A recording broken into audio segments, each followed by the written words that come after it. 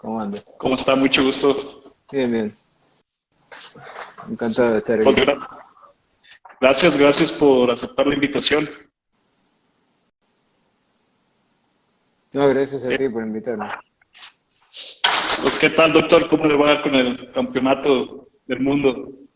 ¿Qué tal todo por allá? Y la verdad es que por un tiempo nos hizo olvidar de los problemas económicos que teníamos, pero ahora ya pasó la euforia, así que otra vez estamos en la realidad.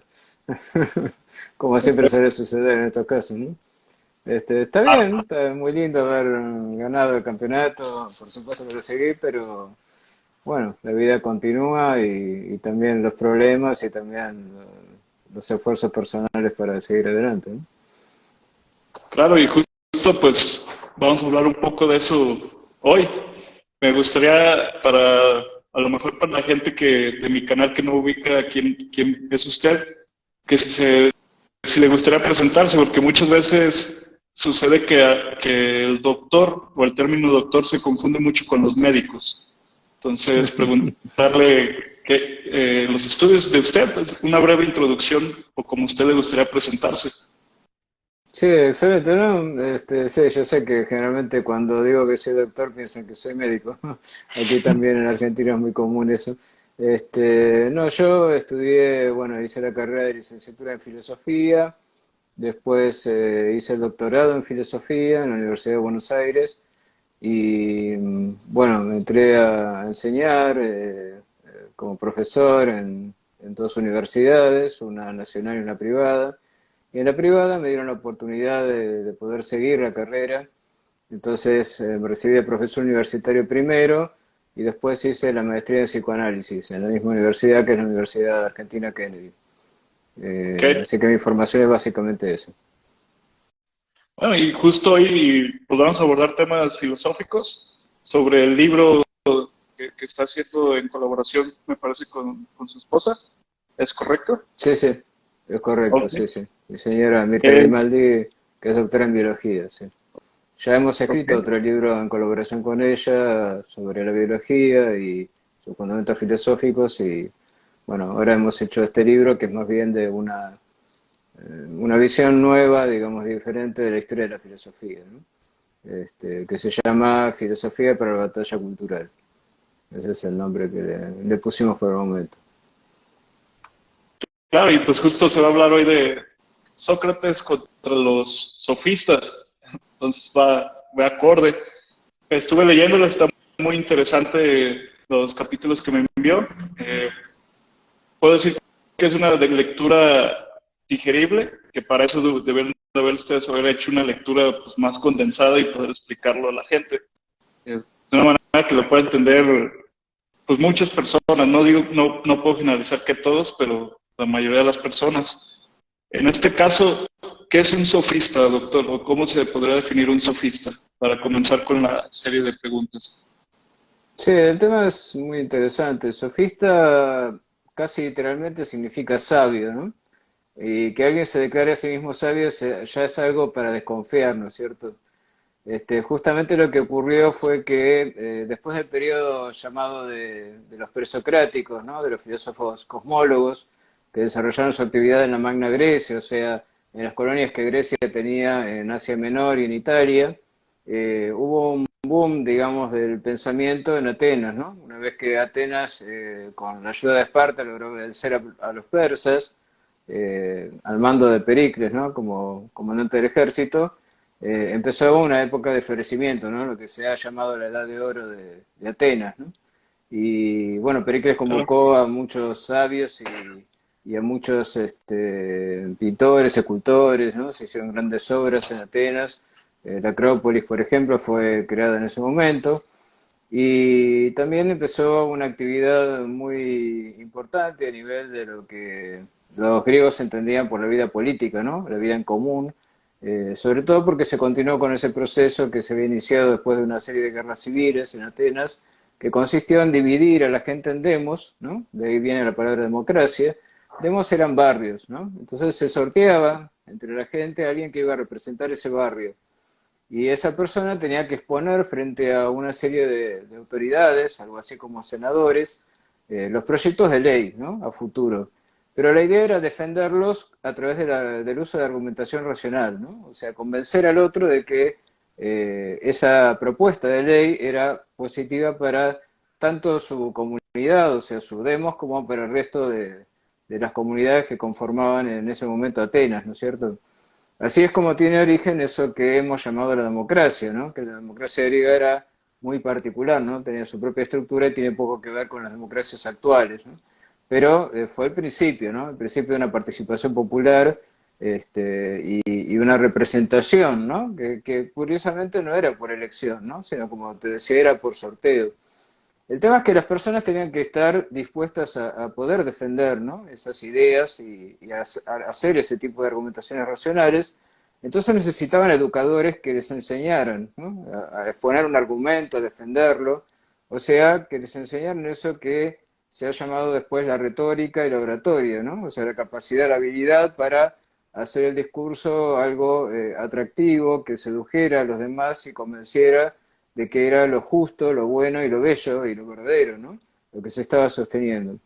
Entonces dio la casualidad de que muchos filósofos que habían estado dando vueltas por ahí, viniendo de esas colonias, ¿no? Que habían sido el origen de la filosofía griega, encontraron ahí una posibilidad de trabajo, ¿no? O sea, educar, enseñar a estos ciudadanos, a estos nuevos ciudadanos, el arte de la oratoria, de saber defender sus argumentaciones en público, ¿no? Hablar bien, bello, bonito y convencer de que tenían la razón, ¿no?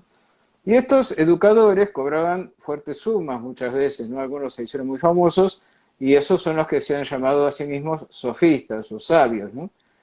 Por ejemplo, Protagoras, que era uno de ellos, muy famoso, decía que era maestro de virtud, ¿no? Entendiendo por virtud la capacidad justamente para mostrarse sabio, mostrarse justo, ¿no? Y mostrar que las propuestas que estaban realizando eran las mejores para la ciudad, ¿no? Pero no eran bien vistos por los aristócratas que habían gobernado hasta ese momento la ciudad porque entendían que convertían ese saber en una especie de mercancía, ¿no? Que se podía comprar y vender.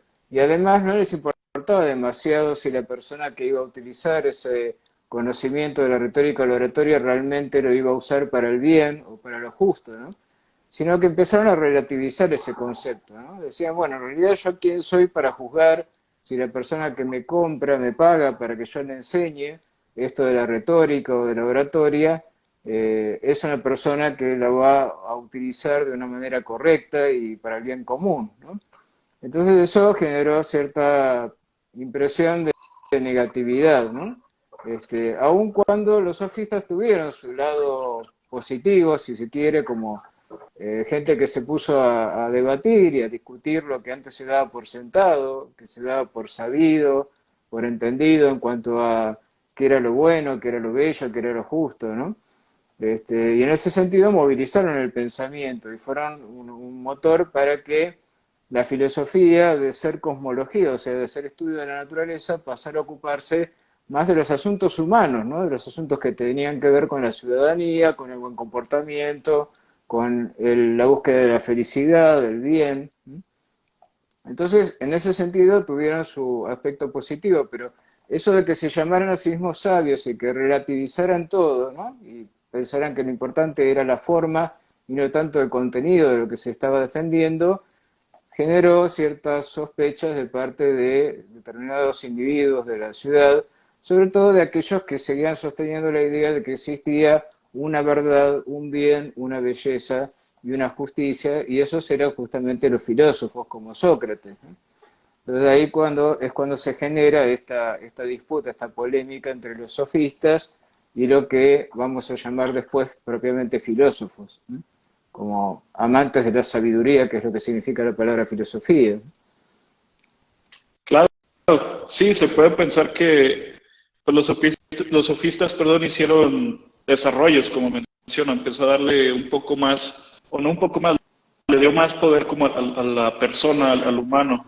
Pero pues toda revolución también trae consigo pues, cosas que de repente caen a medias en el camino.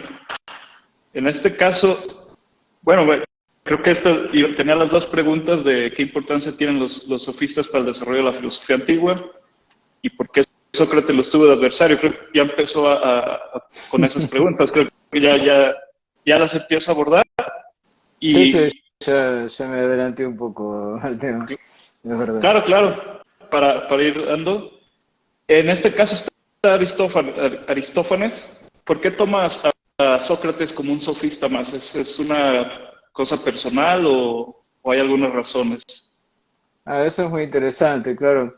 Lo que sucede es lo siguiente, como te decía, los sofistas tenían esta capacidad para utilizar el lenguaje para lograr convencer al adversario de que estaba equivocado y que uno era el que tenía la razón, ¿no?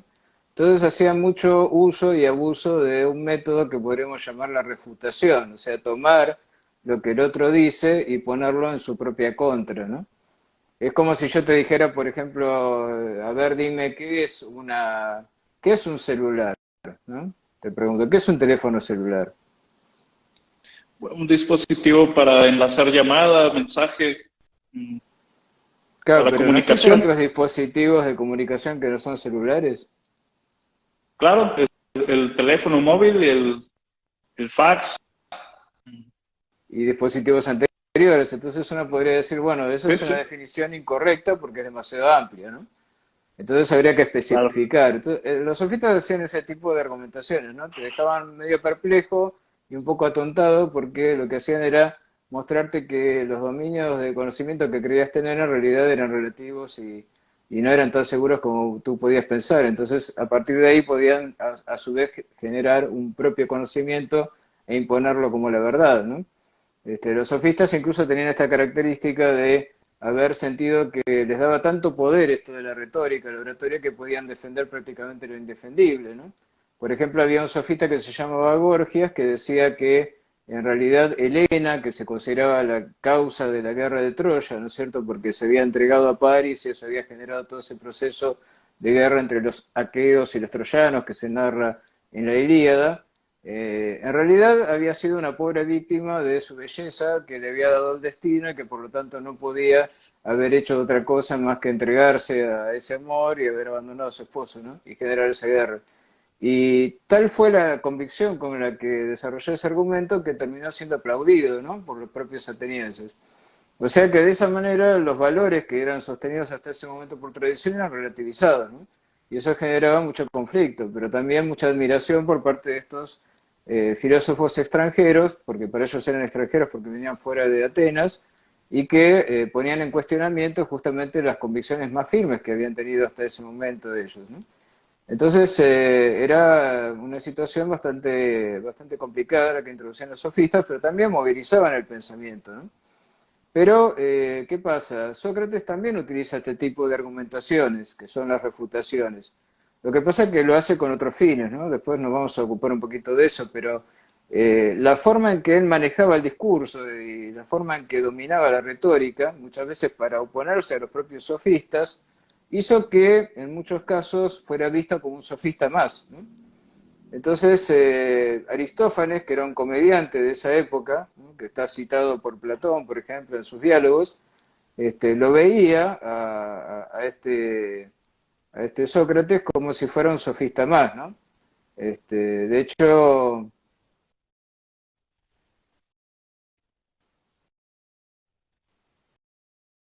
le dedica, digamos, una parte, no sé si me ha seguido o se ha interrumpido la comunicación.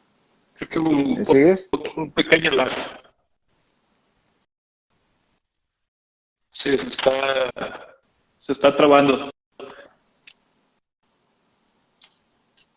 Sí, ahora te veo mejor, sí. Muy Este, bien. no te comentaba que como Sócrates utilizaba este método de la refutación, era visto como un sofista más, ¿no? Entonces, lo que había pensado Aristófanes como comediante era que era eso, un sofista, ¿no? Entonces hay una obra que se llama Las nubes, en la cual presenta a Sócrates como un viejo tonto, digamos, que decía estupideces colgado de una nube, ¿no? Como flotando por encima del resto de la gente y diciendo tonterías. O sea que no era un personaje bien visto por todos, ¿no? No tenía Aristófanes la admiración que tenía por él, por ejemplo, Platón o Jenofonte, ¿no? Que son otros que nos han legado visiones sobre el pensamiento de Sócrates. En realidad Sócrates es un personaje más que todo mítico porque como no dejó ningún escrito, ni siquiera sabemos si en realidad sabía leer y escribir, eso es algo que no era necesariamente algo generalizado, digamos, entre los griegos, entonces lo que sabemos de él lo sabemos a través de los relatos de otros, ¿no? Y sobre todo de los relatos de Platón, ¿no? Se cree que Platón en su juventud seguía más o menos al pie de la letra lo que Sócrates pensaba, ¿sí? Claro, y aquí menciona, pues está el tema de la relatividad con la que se manejan los sofistas, ¿no? Que en ocasiones hasta los mencionan como el precursor de los abogados. ¿Cómo es lo que Sí, sí, manejan es verdad. ellos? Y lo que pasa es Ellos, que justamente, ¿sí? perdón, Dime. no, no dejo hablar usted, perdón. No, no, no, está perfecto. Sí, justamente uno podría plantear que el sofista era para la época lo que hoy en día sería, por ejemplo, el asesor de imagen, ¿no? ¿Qué es lo que hace el asesor de imagen con el político? Bueno, es presentarlo como elegible, como una persona con autoridad, con magnetismo, con capacidad para gobernar, con capacidad para comprender lo que es bueno, lo que es malo y qué es lo justo y qué es lo mejor para la gente, ¿no? Entonces, ese tema del arte de las apariencias, ¿no? Es lo que hacía que los sofistas fueran vistos como peligrosos, ¿no? Y en cierta forma con cierta razón, ¿no? De alguna manera uno termina siguiendo una determinada línea política más que nada por el gusto, ¿no? Por el gusto personal que genera, por el magnetismo, por la atracción que tiene y no tanto por la racionalidad de sus argumentaciones, ¿no? O sea, más allá de la verdad, lo que importa es la apariencia, ¿no? Por eso empieza esta disputa entre el conocimiento de las apariencias y el conocimiento de la esencia, ¿no? La esencia es justamente a lo que va a apuntar el pensamiento de Sócrates. Pero los sofistas no, los sofistas decían que las cosas son como nos parece que son, ¿no? Para ellos no había una diferencia entre las apariencias sensoriales o la generación de determinadas pareceres movidos por, no sé, la pasión o todo esto que generalmente nos moviliza en el ámbito político, o incluso en el ámbito judicial, ¿no? Cuando nos presentan a alguien, por ejemplo, como malo, ¿no? Ya la sociedad lo juzga de una determinada manera y los abogados contribuyen a que ese juicio sea exaltado. Entonces ya hay determinada persona que, bueno, se sospecha que realizó alguna actividad, por ejemplo, de acoso o lo que sea, y ya hay un juicio popular y ya hay periodistas que vienen a enfocar las cámaras y ya hay como una presunción de culpabilidad, ¿no? De alguna manera los sofistas trabajaban sobre eso, ¿no? Sobre generar ese tipo de guerra de las apariencias, podríamos decir, ¿no? Y eso es lo que ponía a Sócrates en advertencia y él decía, no, hay que luchar contra este proceso porque vamos a caer en un absoluto, paradójicamente, un absoluto relativismo, ¿no? En el sentido de que todo va a ser un juego de apariencias y nada más, ¿no? Entonces ahí es como que se pierde de visión, de objetivo, lo propio de la filosofía, que es la búsqueda de la esencia, ¿no? La búsqueda de la sustancia de las cosas, más allá de cómo es el parecer de cada uno, ¿no? Relativismo es básicamente eso, ¿no? La idea de que todo es relativo, todo depende del punto de vista de cada uno. Entonces no existe la verdad, existe lo que le parece a cada uno. Y lo que Sócrates afirmaba es que eso nos llevaría en última instancia a que la justicia, la belleza y la verdad fuera solo el parecer del poderoso, ¿no? Del que fuera capaz de imponer esa visión propia, personal, al resto de la humanidad, ¿no? Entonces, ese era el que iba a demarcar lo que era el bien, la belleza y la justicia para todos los demás. Al no existir un criterio racional y poder ser cuestionado todo, ¿no? Al no existir alguna manera de argumentar que mostrara qué es lo realmente bello, verdadero, justo, entonces todo quedaba relativizado y cuando todo es relativizado, como alguien tiene que gobernar, ¿quién va a gobernar? ¿Quién va a decidir por los demás? Bueno, aquel que tenga más poder. Y el poder al principio se obtiene a través de la seducción, del carisma, ¿no? Y después ya puede hacerse a través del uso de las armas, ¿no? O a través de la presión, ¿no? De la presión del sicario o de la presión mafiosa. Entonces, el mismo proceso que vio la culminación de la democracia en Atenas fue también el proceso que vio la posibilidad de que eso se convirtiera en una tiranía, ¿no? Justamente porque termina dominando no el que posee la razón, sino el que posee la fuerza, aunque sea la fuerza de la convicción que da la retórica o la oratoria. Claro, y aquí es donde Sócrates, pues, de una manera toma medidas, ¿no? Contra este tema de los sofistas. Bueno, estaba mencionando eso, por aquí hacer una pregunta pertinente. ¿Cuáles eran los argumentos de Sócrates que me parece ya los está mencionando sobre cómo defender la justicia? Porque parece que Sócrates manejaba algo que se llama la mayéutica, también para la Claro, refutación. claro, exactamente, sí. Sócrates podría haber adoptado una posición puramente conservadora, ¿no? En el sentido de decir, bueno, volvamos a los valores tradicionales de la ciudad. Pero una vez que se había hecho todo este proceso de cuestionamiento, era prácticamente imposible volver atrás. Entonces lo que él propone es forzar más todavía el proceso que los sofistas habían desarrollado. O sea, si los sofistas llevaban al máximo el proceso de refutación, él hacía lo mismo, seguía la misma línea y decía, bueno, yo voy a detener a los conciudadanos y a preguntarles qué es lo que saben, tanto a los que son sofistas como a los que no son sofistas. Una vez que vaciemos nuestras cabezas de los presupuestos generados por la tradición, juntos vamos a tratar de llegar a una verdad compartida, una verdad objetiva, ¿sí? O sea, el punto es no detenerse en esa posición relativista porque lleva en última instancia al nihilismo y a sostener justamente lo que decíamos antes, ¿no? Como decía, por ejemplo, Trasímago, que era uno de los sofistas más extremistas, la justicia es el interés del más fuerte, el bienestar del que está en el poder. Esa es la conclusión a la que se llega cuando todo es relativizado y todos los valores se han perdido. Entonces lo que Sócrates propone no es volver a los valores de una manera ingenua, porque eso ya era imposible, sino a través de este proceso de la refutación, llegar a un vaciamiento de todos los prejuicios que tenemos y juntos, a través de un razonamiento compartido, llegar al descubrimiento de la verdad. Porque él tenía la convicción de que la verdad debajo de todos esos prejuicios se encuentra en nosotros. Entonces, conocer es recuperar algo que está en nosotros pero que se ha perdido por usos y costumbres, ¿no? Por estar acostumbrados a sostener y defender determinadas ideas solo porque nos han sido inculcadas por los demás o porque es lo que se acepta así globalmente dentro de la ciudad, ¿no? Entonces, claro, ese proceso de refutación producía un movimiento que no todos veían con buenos ojos, ¿no? Como te decía, Aristófanes decía, no está haciendo más que lo que ha hecho Gorgias, por ejemplo, con sus refutaciones sofísticas, ¿no? Gorgias, por ejemplo, decía que nada existe, que si algo existe no puede conocerse, y si eso puede conocerse, ese conocimiento es incomunicable. Y lo hacía utilizando argumentos muy parecidos a los de los filósofos anteriores, ¿no? Decía, por ejemplo, nada existe porque, bueno, porque si algo existe, tiene que tener principio, medio y fin.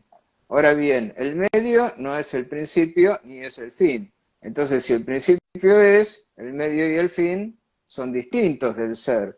Y entonces no son, son la nada. Si el medio es, el principio y el fin no son, y si el fin es, el principio y el medio no es. Entonces utilizó argumentos muy parecidos a los que había utilizado antes Parménides, que era un filósofo defensor de la razón, y lo hacía para sostener lo contrario. En vez de defender el ser, él defendía el no ser, ¿no? Nada existe. Y así con todo lo demás, ¿no? Si algo existe no puede ser conocido, porque lo que yo puedo conocer es lo que hay en mi propia cabeza y no el objeto que está ahí afuera. Y si ese conocimiento pudiera tenerlo, no podría comunicarlo porque yo solo comunico palabras, no comunico cosas. No le estoy dando al otro lo que yo tengo, le estoy transmitiendo un mero gesto verbal que no le comunica lo que realmente tengo yo en mi cabeza. Entonces así relativizaban todo y hacían imposible la comunicación de una verdad compartida, ¿no? En cambio Sócrates dice, no, en realidad si uno va dejando de lado todos sus prejuicios y presupuestos, al final algo va a quedar, ¿no? Lo que va a quedar es la verdad. Claro, claro, se basan de desvalorizar lo que pudiese ser, lo que debiese ser cierto pudiese ser cierto en algún momento. Entonces, pues se vuelve de alguna manera, no sé si la palabra cabe, pero un circo de pensamientos. En este Exactamente. caso, aquí está hacer algunas preguntas. Las preguntas las dejaremos para el final, no las estamos ignorando, solo llevamos una minuta, no sé si se da la palabra, para llevar las preguntas. ¿Qué relevancia tendría este tema en lo actual? Que me parece pues, que sí tiene demasiada relevancia. Y yo creo que sí, porque a mí me parece que la lucha entre los sofistas y Sócrates fue como una especie de anticipo de lo que está por venir después, ¿no? Porque lo que tenemos a lo largo de toda la historia de la filosofía es cierto, es una serie de posiciones y contraposiciones, tesis y antítesis, intentos de superación y constantes conflictos.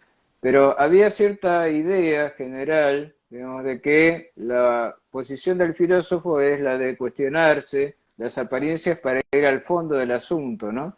A lo que justamente Sócrates llamaba la esencia, ¿no?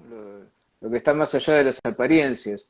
Por ejemplo, si yo te preguntaba lo del teléfono celular, o puedo preguntar qué es una lámpara, o qué es un pizarrón, como hacía con mis alumnos, y les mostraba que las respuestas que me daban no eran correctas, eso puede dejarnos en el más absoluto escepticismo, ¿no? Pensar que en última instancia no queda nada, ¿no? En el fondo.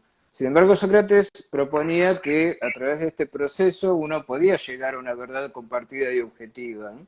Podemos llegar a una definición mucho más correcta de los conceptos, como se hace en el campo de la ciencia, por ejemplo. Pero hoy en día, digamos que este relativismo ha vuelto, ¿no? Y ha vuelto esta polémica, esta disputa entre dos posiciones bastante diferenciadas, que son cierto relativismo contemporáneo, hedonista y bastante generalizado, y una posición que busca volver de alguna manera al fundamento y a la unidad del pensamiento, ¿no? A sostener que existe lo verdadero, lo bueno y lo bello, más allá de los pensamientos o las suposiciones de cada uno de manera subjetiva. Porque si aceptamos ese relativismo de un modo absoluto, es una contradicción, es un absolutismo relativista, ¿no? Es como, bueno, aceptamos como absoluto que no hay verdad, que no hay justicia, que no hay belleza, y entonces ya nos quedamos sin criterio, ¿no? Para poder opinar. Y en última instancia, lo que termina imponiéndose como el bien, la verdad o la justicia para todos, es lo que impone el más fuerte, que puede ser, por ejemplo, el Estado o determinadas corporaciones poderosas, o a través de este proceso que suele ocurrir últimamente, que es de que si uno está en contra de determinada posición, es tildado enseguida de alguien peligroso, de alguien que está generando de alguna manera una apología del odio, ¿no? Con un concepto de odio muy particular, que realmente no está definido, porque no se dan definiciones exactas de los conceptos como pretendía Sócrates, sino que simplemente es discurso de odio y por lo tanto debe ser suprimido y anulado, ¿no? Entonces, de esta manera vemos cómo, en última instancia, el relativismo termina desembocando en una forma de dictadura, si se quiere, ¿no? Pero de una dictadura que no es ejercida por uno solo, sino que es ejercida por muchos en contra de aquellos que están en una posición diferente, ¿no? Y lo único que se termina es yendo de una posición donde una idea es la que prima y las otras son excluidas, a otra posición donde ocurre exactamente lo mismo, pero la inversa, ¿no? O como diría Lacan, para citar a alguien que me gusta citar mucho, se cambia un amo por otro amo, ¿no? Eso es a lo que lleva en última instancia el relativismo. Por eso me parece que es fundamental que el filósofo recupere esta idea de que existe el bien, la belleza y la verdad, aunque no sostenerlo y defenderlo de una manera dogmática, sino buscando argumentos racionales para poder defender una determinada posición y una definición de estos conceptos, ¿no? Y claro, porque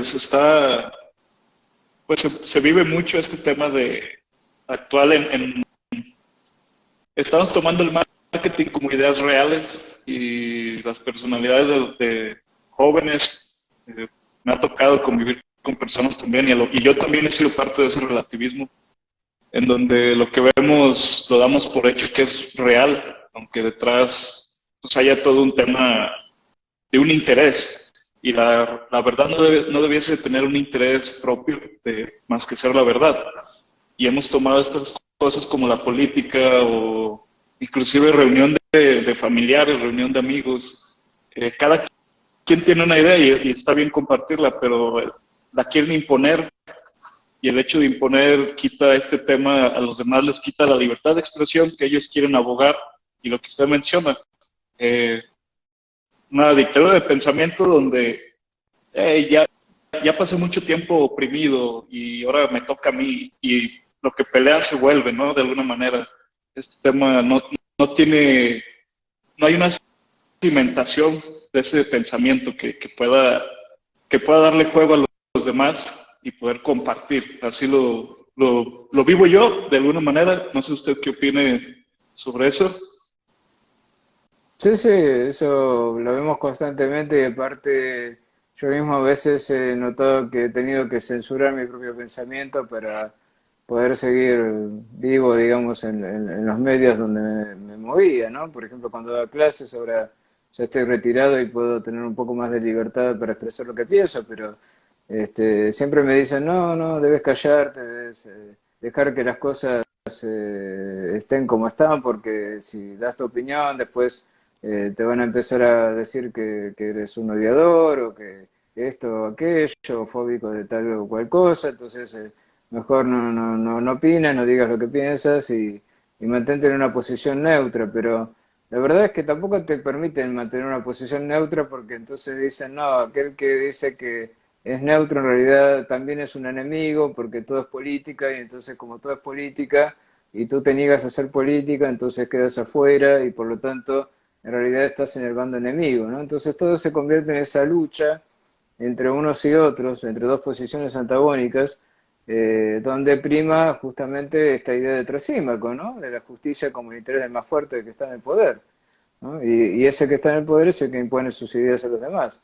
¿Por qué? Porque justamente no se debate abiertamente, no se debate de manera libre los argumentos a favor o en contra de una posición. Sí, que es algo que vivió Sócrates, para traerlo de nuevo un poco al tema, que lo acusan de corromper a los jóvenes de una manera, pues por hacerlos pensar, ¿no? Por parir ideas, la mayéutica, y al sofismo de alguna manera lo dejan sobrevivir hasta nuestra época, donde abres Instagram y hay mucha gente poniendo verdades absolutas sobre temas, sobre lo que es, y hay gente no cuestionándose lo que está viendo también, porque también para que algo funcione tiene que haber alguien que lo consuma. Entonces creo que nos volvemos parte de este tema también, tenemos parte de culpa, porque me gusta a mí pensar que todos tenemos responsabilidad, tanto el consumidor como el que lo da, pero a lo mejor un poco más el consumidor desde mi perspectiva, porque un producto, por lo menos en temas capitalistas, un producto que no funciona no se vuelve a vender, pero nos gusta este relativismo, nos hace sentir cómodos, nos pone en una posición donde ya no tengo que cuestionarme nada y donde si tú me cuestionas yo te voy a educar, que nos quieren educar. Sí, sí, eso es terrible, el tema de sí, me suena como a la reeducación maoísta, ¿no? Cuando mandaban a los que, no sé, por tocar música occidental, entonces, bueno, al campo de concentración, ¿no?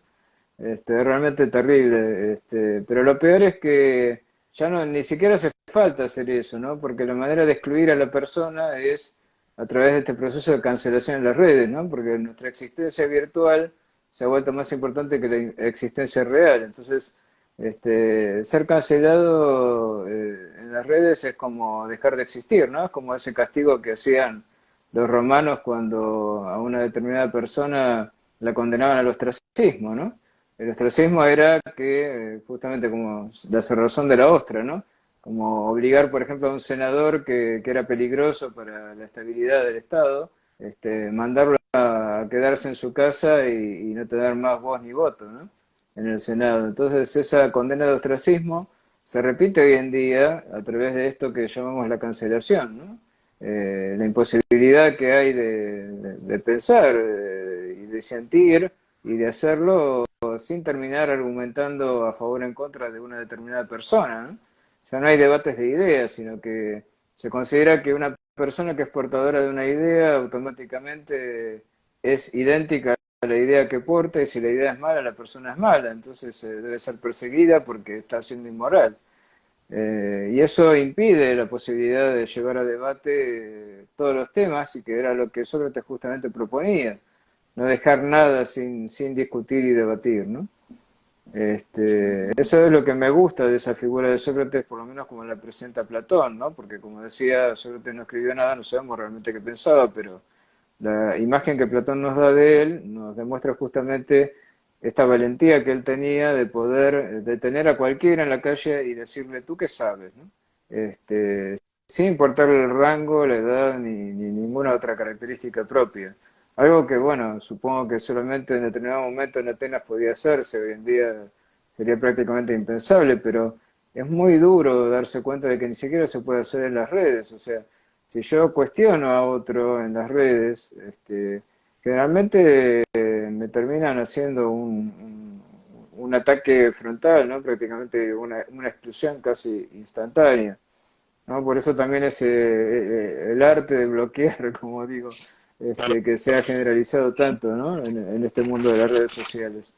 Y a veces no te queda otra que bloquear para mantener cierta estabilidad emocional, porque realmente te terminan acudiendo más en tu contra. Me acuerdo que una vez cuando yo planteé un disenso con respecto a un tema que se había presentado en un grupo de psicólogos y psicoanalistas, que alguien preguntó sobre si había psicología con orientación en género, y yo dije que eso para mí no tenía sentido. Me hicieron directamente un scratch social en esa red, presentando mi foto con los labios pintados y pelo de mujer y otras cosas que yo simplemente me reí, así, me reí, bueno, digo, puse emoticones de risa. Me terminé pidiendo, apelando, digamos, al coordinador del grupo para que hiciera algo al respecto y me dijo, nosotros no echamos a nadie, ¿no?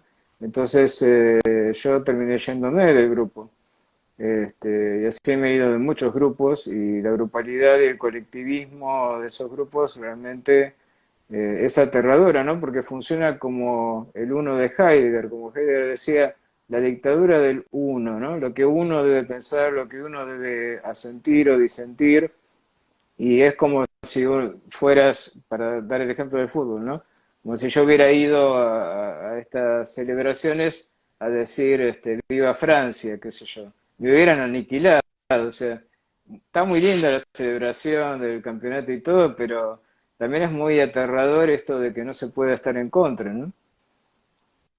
Claro, y es curioso porque no me acuerdo de quién es esta frase o si es un escrito, pero alguien menciona que no necesariamente lo que dice la gente por común, inclusive usted lo mencionó al inicio, no porque la gente lo tenga por entendido es real. Entonces a veces la verdad está en individuos, es más pequeña y parece que cuando inició Facebook, curiosamente, o todavía lo tiene cuando vas a poner un estado, dice, ¿qué estás pensando?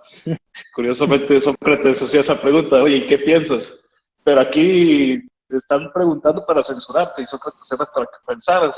Parece que las personas que piensan en la modernidad somos como los leprosos de la edad anterior, ¿no? Salte del pueblo, por favor, porque estás enfermando a los demás, vete con los demás. No, no te creemos aquí. Entonces, el dudar, perdón, No, no, que es una buena analogía porque justamente es como si uno al disentir se convirtiera en una especie de cáncer o enfermedad de la sociedad, ¿no? sí, es curioso porque ya pues, se volvió raro, no sé si podamos traer aquí el Mundo Feliz en 1984 que está tan de moda en esta era digital, de que ya mm, causa fastidio también un poco salir y querer platicar tus ideas o poner preguntas, más preguntas, porque la gente ya se dio por enterado que ya está todo y el progresismo está llevándonos a ideas absolutas. Yo no soy fan de ideologías, pero pues, respeto, pero también no se debe de respetar la estupidez, que la palabra no debe ser utilizada como algo ofensivo, sino lo que significa la palabra estupidez. Este tema de querer ignorar a veces hasta conscientemente hasta la historia de lo que estás hablando, ¿no? Nomás querer llegar con alguien y esto es y ya no dudes, ya cómetelo completo, quédatelo, no lo dijeras, ya alguien ya fue por ti por ese conocimiento. Pero para irle dando cierre, doctor, no sé si primero quisiera invitar al público, los que han estado, si quieren hacer alguna pregunta, tomarnos un tiempo para responder preguntas. Por aquí ya se perdieron algunas.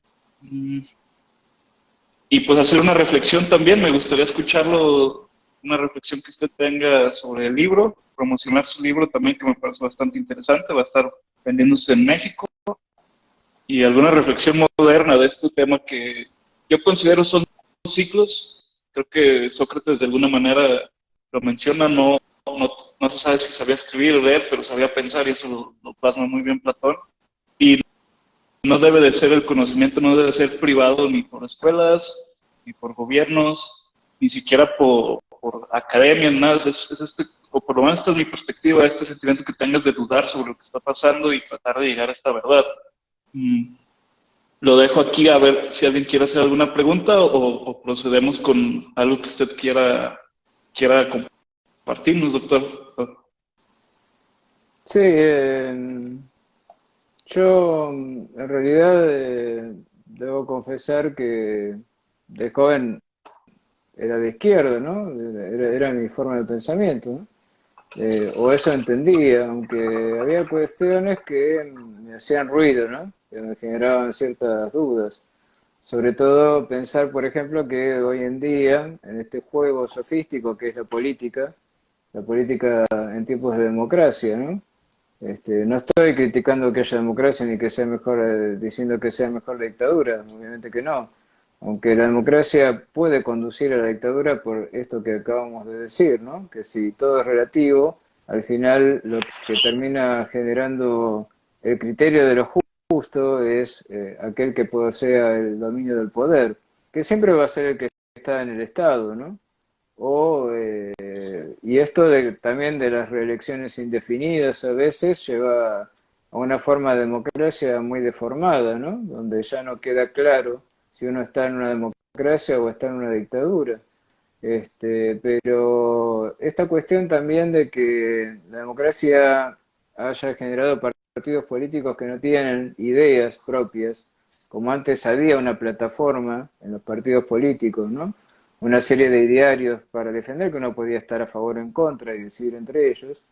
Hoy en día no es así, sino que simplemente aparece una persona que dice tres o cuatro cosas que generan una impresión, son como memes, ¿no? O sea, se reproducen, se transfieren, se transmiten de una persona a otra, generan la impresión sensorial o emotiva de que están con el bien o que están con el mal, ¿no? Porque el bien o el mal termina siendo lo que a mí me gusta o lo que a mí me produce rechazo, ¿no? Sin ningún tipo de argumentación y discusión racional.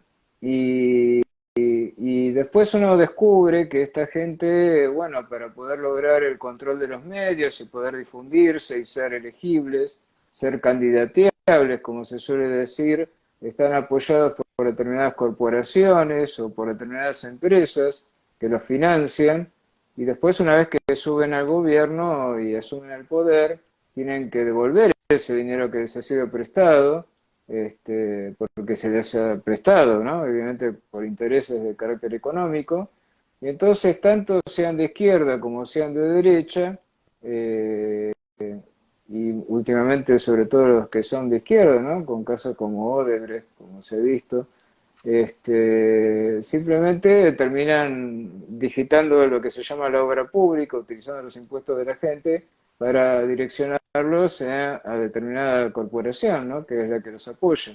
Con lo cual se distorsiona totalmente el concepto de la libre competencia y de la libre empresa, ¿no? Y de esta manera el Estado, que debería ser un mediador o un redistribuidor de la riqueza, termina siendo un organismo utilizado por determinados intereses privados para favorecerse y obtener ganancias de una manera más o menos fácil y sin obstáculos, ¿no?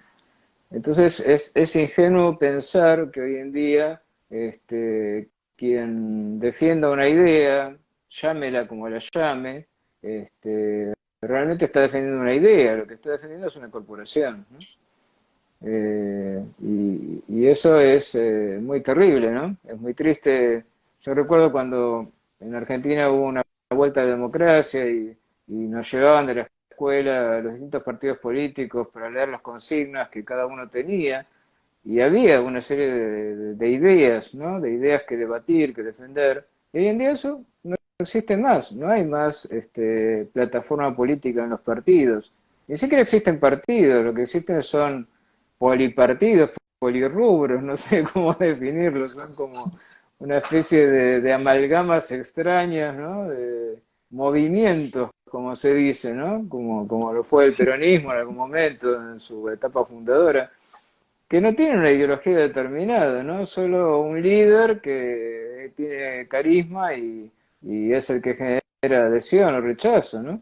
Y que tiene además toda una serie de jerarquías internas que se parecen más a un sistema mafioso que a que a un partido político en el sentido tradicional del término, ¿no? Entonces, eso genera mucho descreimiento de la política, ¿no? Cuando uno ve que un país como la Argentina, que supuestamente tiene un gobierno de izquierda al mando, tiene un 52% de pobreza, y hasta lo dice el propio Papa Francisco, que viene de acá, y que aparte tenía connivencia con el partido que está gobernando, bueno, uno dice, realmente vinieron a generar justicia social, vinieron a equilibrar la distribución de la riqueza, y no, evidentemente no es así, ¿no? De hecho, cada vez con leyes más y más restrictivas, los únicos que pueden pagar los impuestos y seguir sosteniéndose son los cada vez más ricos, y los que antes eran clase media quedamos reducidos, me incluyo, a ser cada vez más pobres, ¿no? Con lo cual eso de acusar a que, bueno, era la derecha o determinadas ideas neoliberales las causantes de esas diferencias sociales, y queda demostrado que no es así, ¿no? Esto es independiente de qué diga, qué piensa, qué gobierna, ¿no? Y cuando el pensamiento está disociado de la acción y de la realidad, es la situación a la que se llega, ¿no? Que la justicia es el interés del más fuerte, como decía Trasímaco. Claro, claro, sí, sí, concuerdo.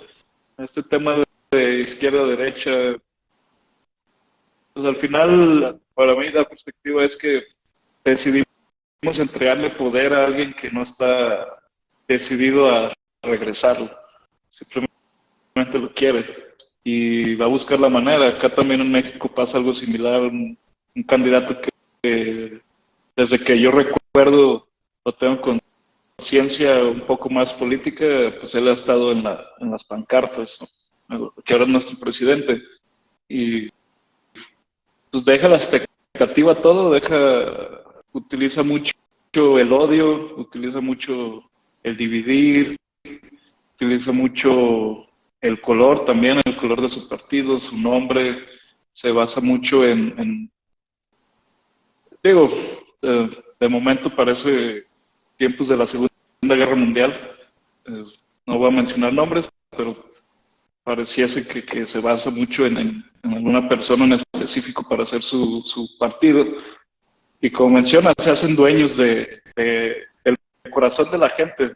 Y la gente, en este sentir, en este odio, el haber sido pisoteados, y te venden una historia y te la compras y crees que eres él, pero pues te olvidas de ti, este colectivo, este relativismo. Pues me parece muy interesante, me gustaría invitarlo a promocionar su libro y saber dónde lo podemos conseguir en México. También aquí hay gente de Colombia, de Argentina, me parece, de varios lados. Pues lo invito a promocionarlo también para que puedan acceder a ese conocimiento. Sí, sí, bueno, todavía no está exactamente definido dónde se va a publicar ni por qué editorial. Teníamos una editorial en México, pero bueno, ahora está en cuestión si se va a llevar a cabo o no ese proyecto. De todas maneras, si no es en México, será en Chile, y eventualmente veremos la manera de difundirlo, ¿no? La obra se llama Filosofía para la batalla cultural. Ya lo he mencionado, está escrita por mí, por mi señora, que hizo una gran contribución. Tiene el prólogo de Horacio Justo, que es un muchacho que tiene formación filosófica también y ha hecho un prólogo muy bonito para el texto. otro también de Alejandro Segura Chávez, que es un muchacho con quien hemos tenido mucha relación, muchas charlas filosóficas por internet, y de alguna manera el libro ha sido una bajada, ¿no? De eso.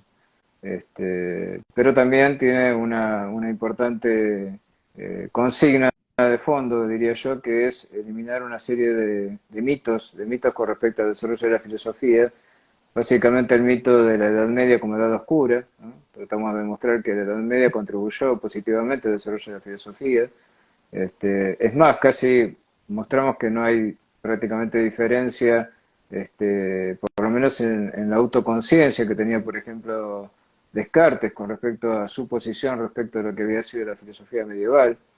Esos son mitos inventados por el iluminismo mucho tiempo después. También hablamos, obviamente, de la ilustración y el iluminismo.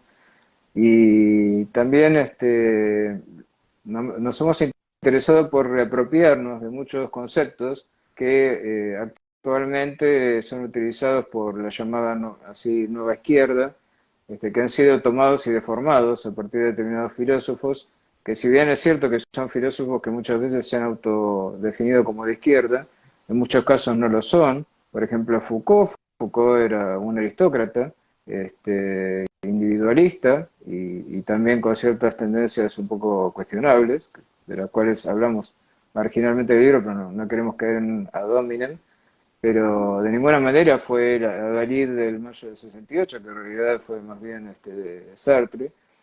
También Derrida es muy utilizado, ¿no? El concepto de desconstrucción o el concepto de no binarismo, que sí están presentes, pero no tienen totalmente otro sentido, que tiene que ver con una cuestión de construcción de identidad, pero de identidad literaria.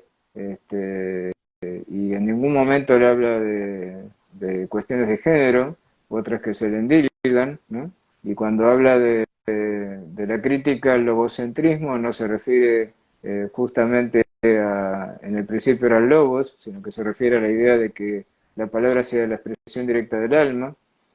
Él habla de la escritura como algo que precede al habla. Bueno, hay muchos temas particulares, específicos, que son difíciles de seguir, de entender, que hemos tratado de transmitir de una manera que sea más o menos clara para todos. Y creo que es una herramienta muy buena para aquel que quiera debatir estos temas de filosofía política sobre todo, pero con conocimiento de causa, ¿no? Porque muchas veces uno cuando charla o dialoga con alguien que tiene una posición bien definidamente, digamos, de izquierda o de la nueva izquierda, te bombardea con toda una serie de conceptos tomados de la filosofía, ¿no? Que supuestamente él entiende de qué se trata y cuál es su sentido, ¿no? Y en general no es así, o sea, lo que han sido es apropiados y deformados.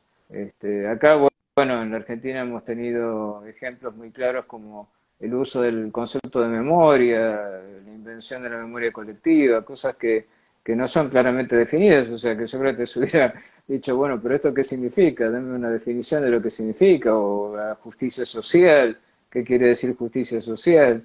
¿No? Todos esos conceptos pueden ser cuestionados desde la filosofía y pienso que sobre todo lo que a mí me generó la idea de hacer este libro y me llevó a querer de alguna manera darle difusión es que sirva como una especie, digamos, de libro de consulta, ¿no? Cuando alguien te dice, porque Derrida habló de desconstrucción, bueno, vayamos y veamos qué quiere decir la deconstrucción para Derrida.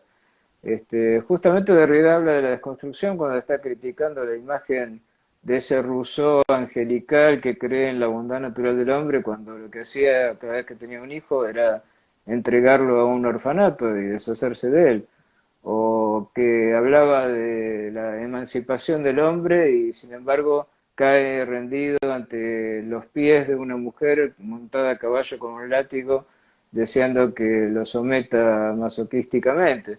Entonces, Derrida da estas pautas, ¿no? De dar a entender qué es lo que él entiende por cosas como la deconstrucción y otras cuestiones que no tienen nada que ver con la llamada desconstrucción de la masculinidad, y cuando él dice lo no binario tampoco se refiere a que haya géneros intermedios o sexos indefinidos. O sea, hay un montón de temas que se han manejado en la filosofía cuando yo estudiaba en la universidad y jamás se le hubiera ocurrido a nadie ligarlos o llevarlos a el sentido común que hoy en día tienen, ¿no? Y que quedan como conceptos unidos a determinada tendencia emocional que funcionan como memes y se difunden como si todos supiéramos automáticamente qué es lo que significan, ¿no? Y así también con conceptos de Deleuze o conceptos de tantos otros filósofos llamados posmodernos, ¿no? Que en muchos casos ni siquiera son despreciables en sus razonamientos, sino que es increíble cómo se ha deformado, ¿no? Su pensamiento para ser apropiado por una determinada posición política, ¿no? Entonces, la idea es básicamente hacer una revisión de la historia de la filosofía, ¿no? Y volver a repensar todos los aportes que habían hecho estos autores. Una nota de color que te quería mencionar así al pasar, aparte bueno, de esto que hemos tomado como base del pensamiento socrático, eh, el caso de Descartes es muy curioso porque Descartes se considera el inicio de la modernidad del pensamiento racional y él cada vez que hacía un descubrimiento iba en peregrinación a la Virgen María a agradecérselo, algo que muy pocos saben. La mayoría de las argumentaciones acerca de la naturaleza las hace partiendo de la idea de Dios. Y además, en cuanto a las explicaciones específicas sobre los fenómenos físicos, se equivocó en todo. Por ejemplo, pensaba que la circulación de la sangre se producía por la evaporación de la sangre por un calor natural que había en el corazón. O sea, hay un montón de conceptos en los que Descartes terminó equivocándose, pero quedó como el iniciador de la filosofía moderna y del pensamiento científico, ¿no? Casi por motivos de casualidad fue salvado, entre comillas, por pensadores que vinieron después y lo corrigieron, ¿no? Entonces hay mucho de azar y mucho de confusión en la visión que se tiene habitualmente de qué aportaron cada uno de estos pensadores, ¿no? Y la idea es revisar todos esos aportes y también que cuando uno lee algún libro de filosofía política, no sé, se me ocurre algún libro de Laje, de Márquez, de Muñoz y Turrieta, etcétera, y se cita a un filósofo, uno puede ir a este texto y decir, a ver qué pensaba este filósofo. Y bueno, ir y ver lo que pensaba realmente, ¿no? Y por supuesto todo con una amplia bibliografía que apoya lo que estamos sosteniendo en el texto, ¿no? Claro, claro, pues es un libro que sienta bases, se podría decir, para que sientes bases en tus argumentos y que puedas, pues, contraponer lo que creías cierto. Pues a mí me parece bastante interesante, de verdad, porque ahorita muchos están proponiendo sus propias ideas, pero a veces falta este tema que usted menciona de la argumentación.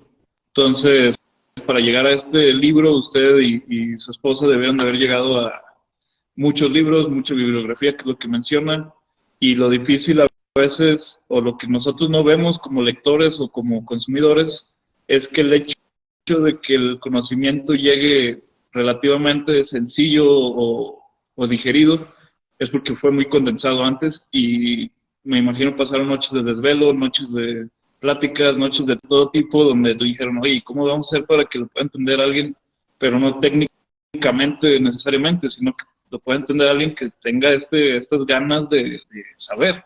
Que eso es lo que a veces tiene más valor de las obras, porque muchas veces se hace de oscurantismo el tema de querer enseñar, se hace como muy oscuros, lo volvemos muy difícil y ustedes están buscando la manera que sea, pues, sencillo. De alguna manera sencillo me refiero a la manera que lo puedas entender. Sí, sí, básicamente divulgar sin vulgarizar, ¿no? Sin traicionar el pensamiento de estos filósofos, lograr que se entienda lo que quisieron decir y sobre todo desmentir a muchos que dicen que dijeron lo que no dijeron, ¿no?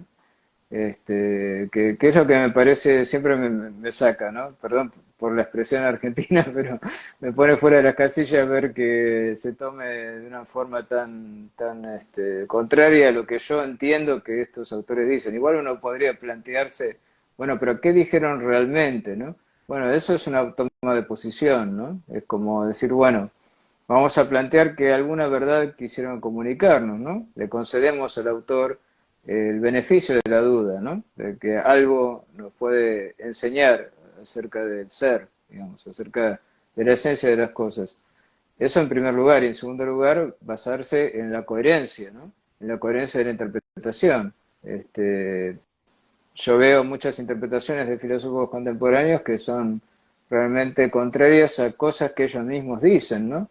Se me ocurre, por ejemplo, Slavoj Zizek, que es un filósofo marxista, o así se define, pero es contrario a todo este proceso del feminismo actual, del movimiento de género, y es sin embargo muchas veces citado por esta gente. Pero bueno, también hemos visto a gente del movimiento LGTB llevando al Che Guevara en sus camisetas, cuando Che Guevara, cuando encontraba una persona de una inclinación sexual diferente, lo mandaba a un campo de concentración, ¿no? Bueno, ese tipo de contradicciones en política es de lo más común, ¿no? Siempre tiene que ver con este carácter sofista, ¿no? Que tiene el discurso político de utilizar la figura según mejor entiende y según mejor le sirven para el caso, ¿no? Claro, y yo considero, me gusta pensar que el conocimiento es como una cebolla. El conocimiento tiene varias etapas y muchas veces te va a hacer llorar porque te vas a ir acercando, ya sea el aroma o el sabor o como sea, te va a sacar lágrimas, porque te va a poner a pensar y te va a cuestionar contigo mismo y creo que a veces hace falta eso, ¿no? Tener muchas cebollas en la biblioteca. Excelente, excelente imagen. Pues le agradezco mucho haber tomado la invitación, me parece muy enriquecedor.